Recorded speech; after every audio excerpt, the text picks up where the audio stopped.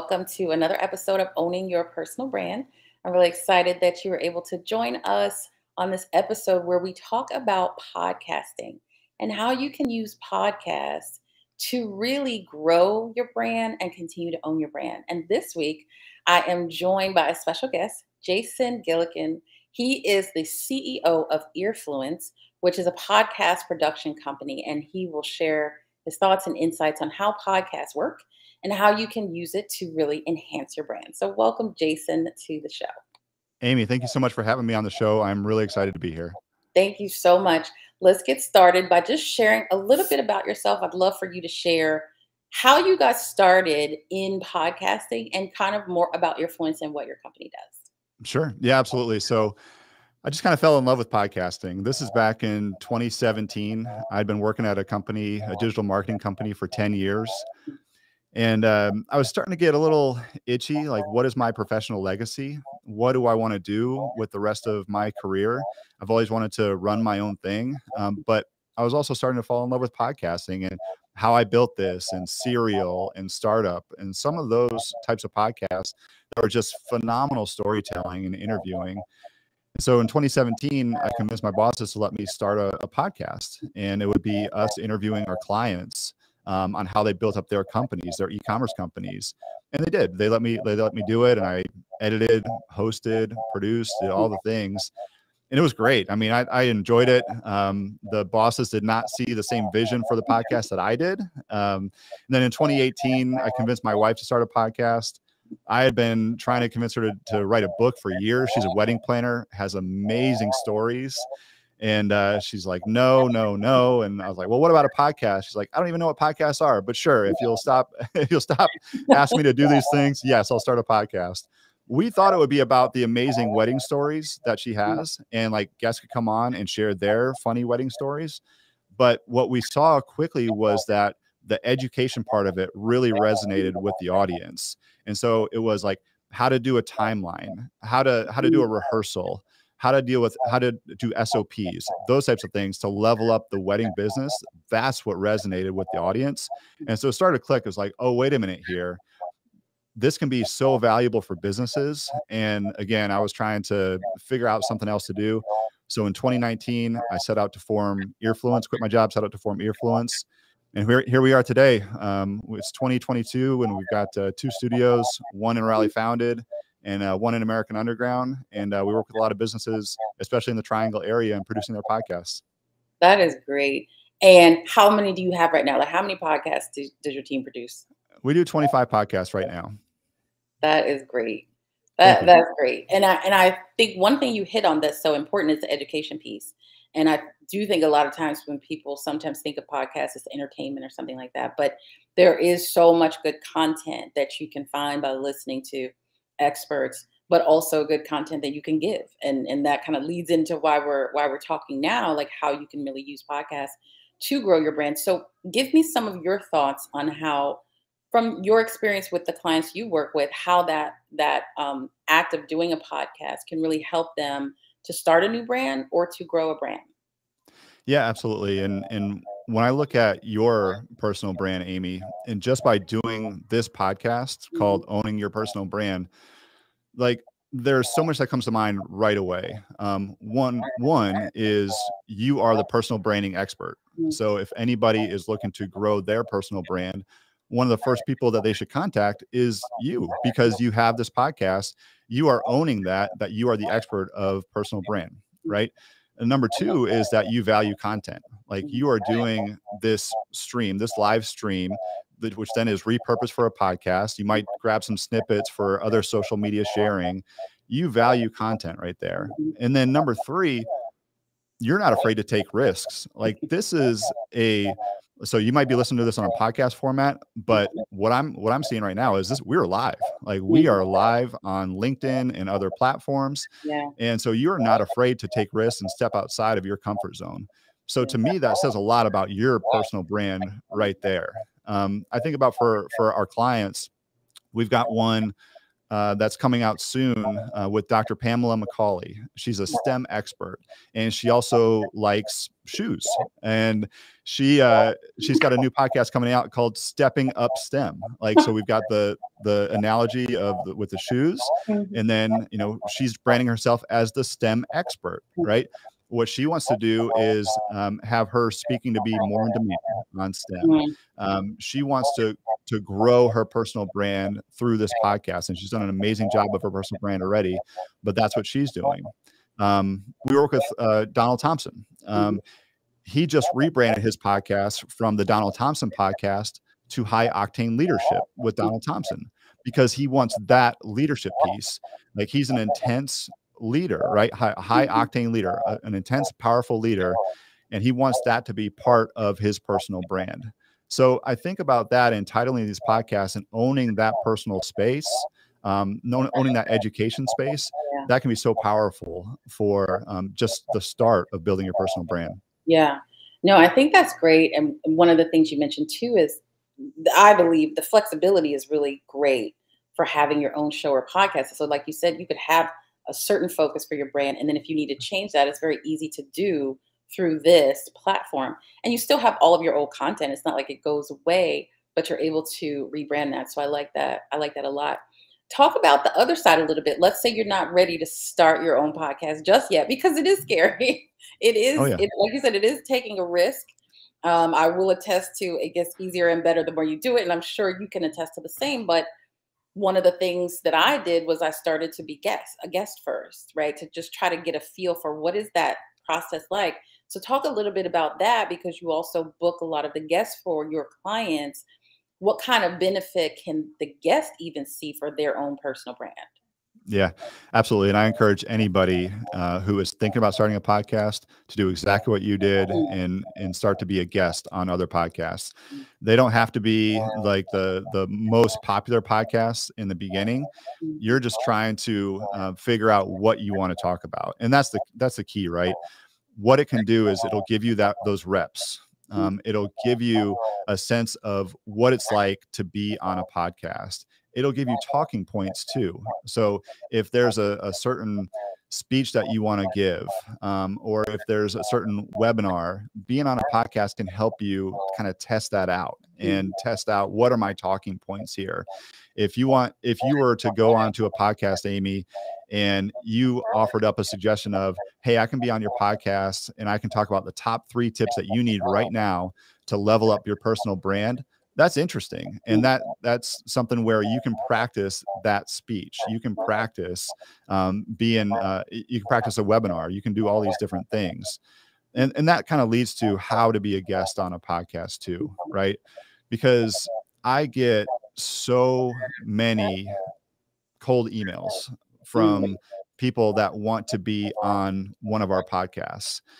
And they're so dang long. Like, they are the TLDR. I did not read that. I am sorry. Like, I don't have time for that. You've got to be super concise with what your ask is, and come to the producer with, here's what I want to talk about. I'm coming with you with an idea of, I feel like I can talk to your audience about 3 ways to level up your personal brand. That's short. That is easy. Then you can also do your research on the podcast itself. And you can say something like, I noticed that you have not had this topic on, before. And I feel like this would be a great fit for your audience. So, if you can possibly reach out to somebody, keep it short, and then give them actual ideas on what to do, on what the actual podcast episode would be, that can be really powerful too. I'll tell you what, my wife's podcast is now in the top 1% of all podcasts. And yeah, she just passed 250,000 downloads, right? It's wild. How many years? 4 years. Okay, so, that is awesome. Yeah, she gets like 8,000 downloads a month, which sounds like a lot. And then for somebody like a Joe Rogan, doesn't sound like a lot, right? But she's in the top 1% of all podcasts for her niche podcast. The point is, she gets a lot of emails from people that want to be guests on the podcast. Most of them are terrible. Most of them are too long, didn't read. But there are some that clearly listen to the episodes and will say something like, I like ice cream too, Megan. I should be a guest on your podcast, because they've heard Megan say that she likes ice cream on a podcast. And Megan just melts and is like, cool. I don't even know what you want to talk about, but come on, let's do this. Yeah. But anyway, to answer your question on guesting on podcasts, there's so many different reasons for it. It gets out the jitters of being on a podcast. You get used to doing it. You kind of hone your speaking topics, and you know what it takes to have a good podcast after you've been on a few. Yeah, I think that's great. And just to recap, it's really no different than anything else. If you're cold emailing someone, it's Yeah. what is it gonna take to stand out? Because you have to assume that that person gets at least 20 a day or something like that. So what's gonna take to stand out? And then, yeah, do your research. So how are you going to pitch yourself to be on a podcast you've never listened to? So take a few listens to some episodes so you're familiar with their format and what they talk about. And so it does take a little bit of time. You can't just blast out hundreds of emails, but you need to really put some time and effort into it. So I like that a lot. Yeah. And one other thing I'll mention, Amy, as far as being a guest on a podcast, once you've been on a few, you should put a Spotify playlist together of the episodes that you've been on. And what you can do there is put that in your email signature. So podcasts I've been on, or embed it on your website. So like maybe you've got a media page on your website and you just put your Spotify playlist on there. Let's say, Amy, you've been on 15 podcasts over the last 3 years or so. Maybe it's more. I don't even know. You could put a Spotify playlist together, and that embed would be on your website, and people can click on it and see, or listen to all your episodes right there. Yeah, I love it. That is great.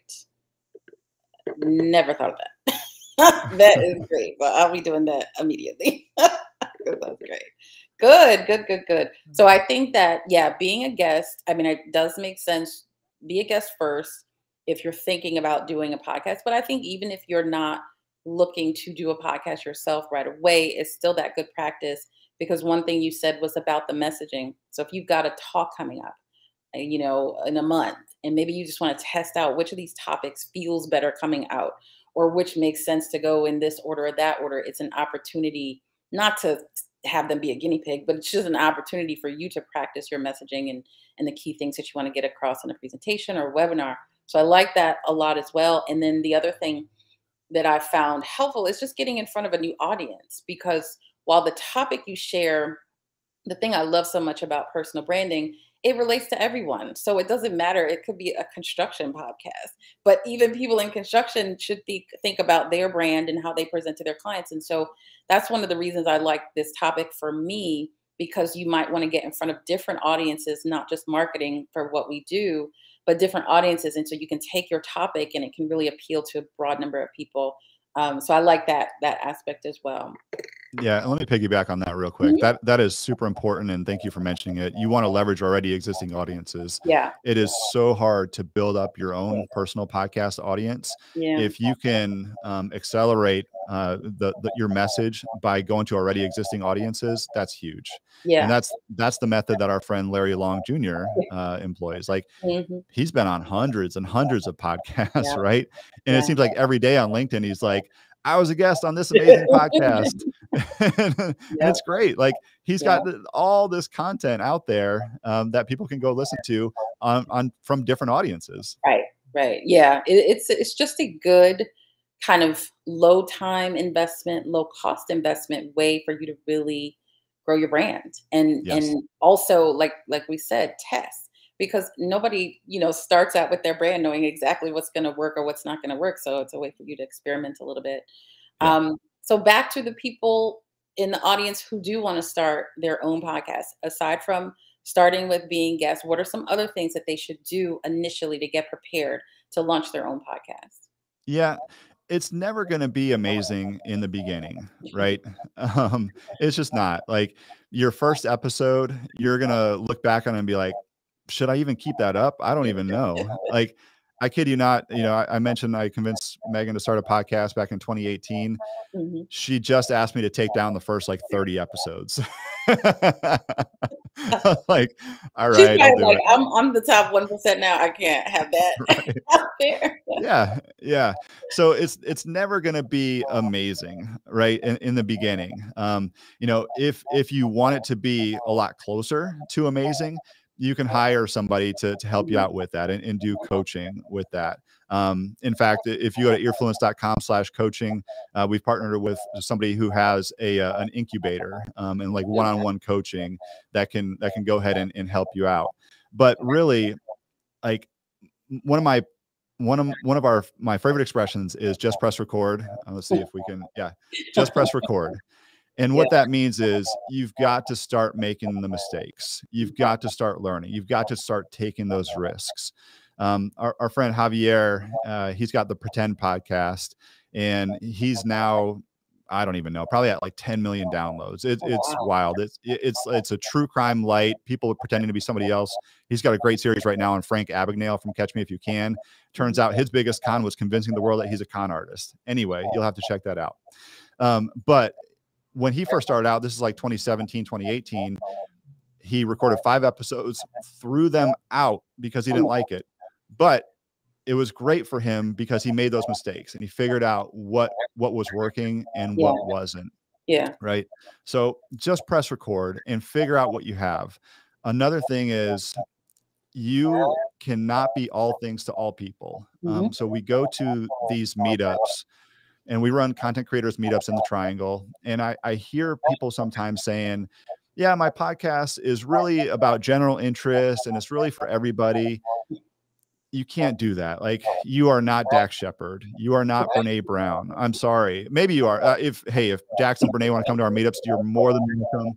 But for the most part, if you're starting a podcast, you're not a celebrity. And so you've really got to niche it down to what you want your podcast to be about and what you want to showcase, whatever your expertise is. Don't be all things to all people. Yeah. That's crucial. That is crucial. And back to what we were saying earlier, you can change. So if you Yeah. start with one audience or one focus area, and then maybe, like you said, just press record, but then 5 weeks later you decide it's not resonating with people, it's not working, then you change it. But yeah, it definitely is important. You try to please everybody, please no one, I think is what the saying goes. And Yeah. so find your area, find your spot, keep it narrow, and over time, that audience will come. The people who want to hear what you're talking about will find you, and over time, you'll build that audience. But I think we have such a short attention span. We want everything to be wonderful immediately. We want an audience right now, and all of those things. And you do have to fall back from that and focus on the experience, the content, and kind of those longer term goals, and then things will kind of happen. I'm sure that you never thought you would have 25 podcasts in this short period of time. Like, things, it's like one thing happens good, then it means two things happen. Two things happen, the four things happen. And so it's like, if you just really start with that focus of what you're good at, what you're going to talk about, what you're going to do, it will lead to some success. So I Yeah, like for that a sure. lot. Yeah. And you've got to be careful about how you define success. Because with podcasting, and I thought in the very beginning when I started my first podcast in 2017, I thought it would be about spreading virally and selling Mm, ads, like, selling the Squarespace ads, selling the MeUndies ads, selling the BetterHelp ads, like all mhm. these different things.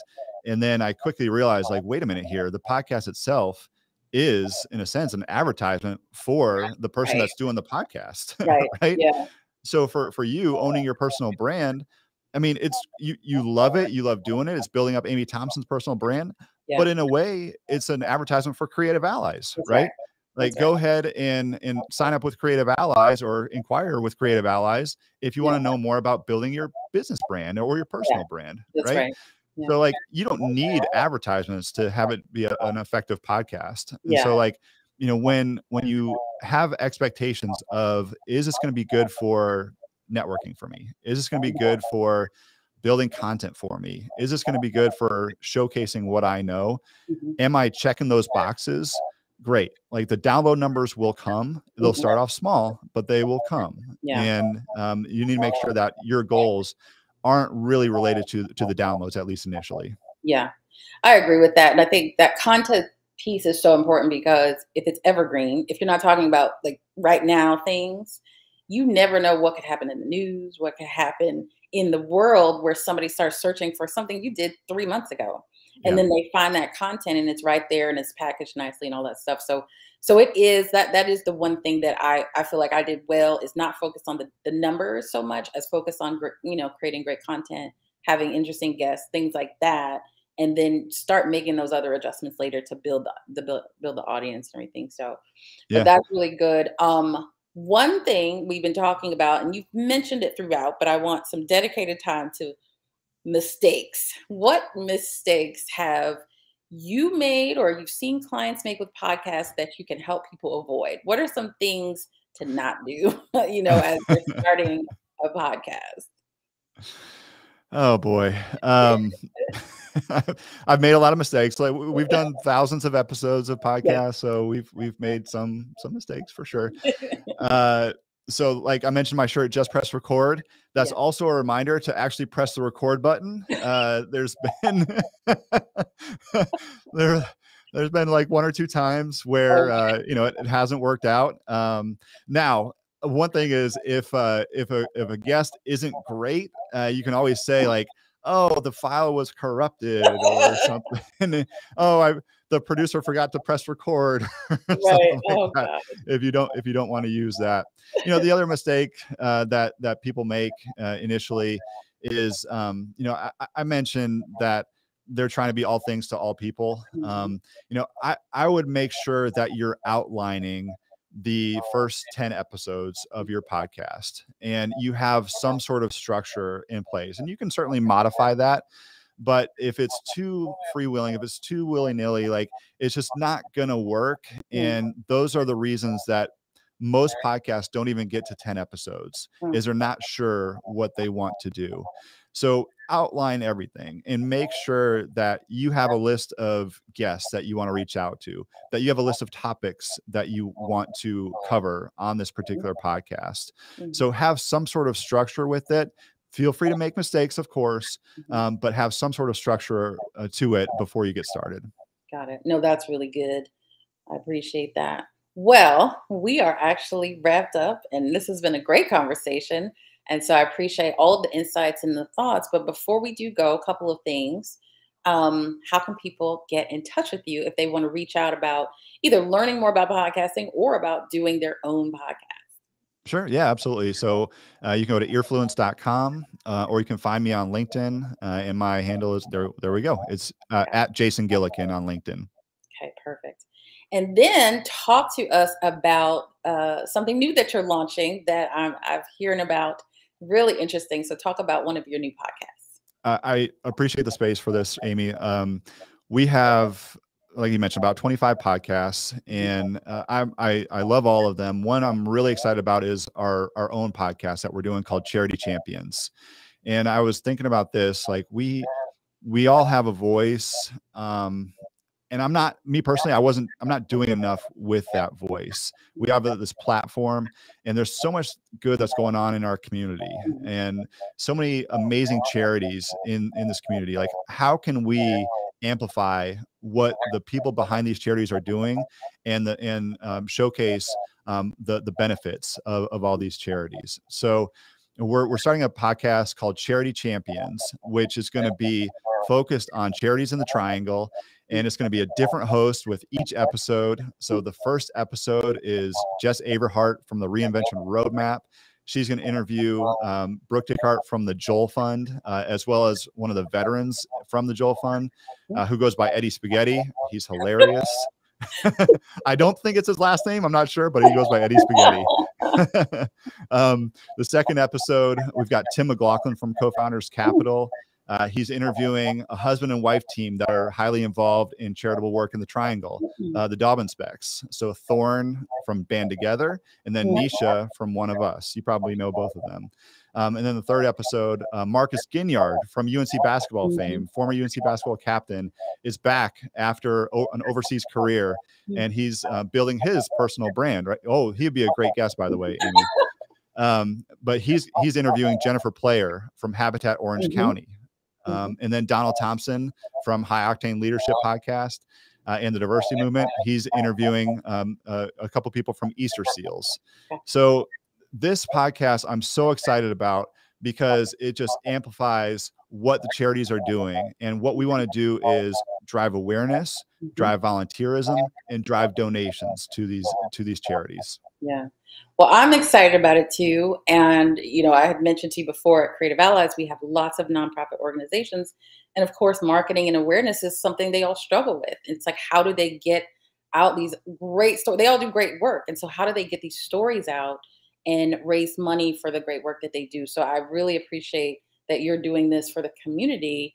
The other thing that's so funny is there's so many people who want to help, but they often don't know about some of these smaller nonprofits. So this will be a great way for your audience to listen and learn something new about an organization that they may want to volunteer with or donate to. So I'm really excited about this as well. And where can people go to find this new podcast? Sure. So you can search for Charity Champions on Apple Podcasts or wherever you get your podcasts, or check out earfluence.com. Okay, perfect. Well, I appreciate that. I'm really excited about that new podcast and also just what your company has grown into. And I certainly appreciate you being here with us today and talking about how podcasting can help with your personal brand.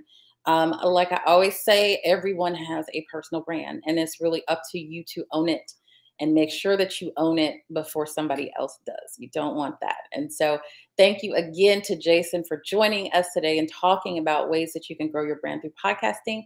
And I appreciate everyone who joined us today, and make sure you join again next week with a new topic and a new guest talking about owning your personal brand.